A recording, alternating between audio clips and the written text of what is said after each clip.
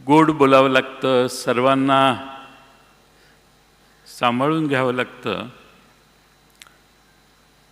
असं मी त्यांना नेहमी सांगायचो. ते म्हणायचे गोड बोलायला मला जमत नाही, ते तुमचा मार्ग आहे, मी जे आहे तेच सांगणार. मी एखाद्या मीटिंगच्या आधी सांगितलं की हे आता अमक्या अमक्या जिल्ह्यातले अमक्या अमक्या तालुक्यातले येत आहेत, थोडं शांतीनं घेऊ आणि नंतर आपण हँडल करू. मला सांगायचं आहे, आत्ताच सांगणार मी. एवढा ठामपणा मी महाराष्ट्रातल्या देशातल्या कुठल्याही नेत्यामध्ये आजपर्यंत बघितला नाही. जे असेल ते समोर आणि रोखठोक. आणि म्हणून अजितदादांना दादांच्याबद्दल एक घोषणा असायची, मी मगाशी सांगितलं,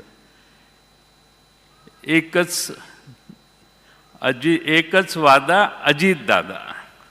आणि ते खरंच होतं की महाराष्ट्रातल्या सगळीकडं आम्ही जिथं जिथं त्यांच्यावर गेलो, जनतेला ही खात्री असायची आणि म्हणून जनताच घोषणा द्यायची, एकच वादा अजितदादा. अनेक आठवणी त्यांच्या मी आपणाला सांगू शकेन, अनेक मान्यवर बोलणार आहेत, पण माझ्यासारख्या कार्यकर्त्याला वाटतं की अजितदादांचं एक स्वप्न होतं, महाराष्ट्र घडवण्याचं होतं, महाराष्ट्रातलं राजकारण घडवण्याचं होतं. आणि त्यासाठी हळूहळू पुन्हा मैदान तयार करावं, हळूहळू संघटना आणखीन जोरदारपणाने वाढवावी आणि एकसंघपणाने या मैदानात अधिक ताकदीनं काम करावं, हे दादांचं स्वप्न होतं. आणि हे स्वप्न पाहत असतानाच नियतीने मोठा घात केला.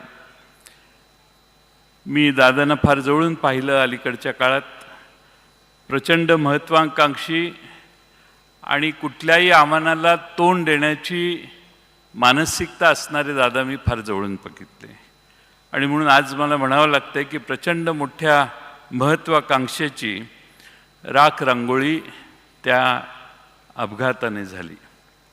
आज अजित पर्वाचा अस्त झाला असं म्हटलं तर वावगं ठरणार नाही.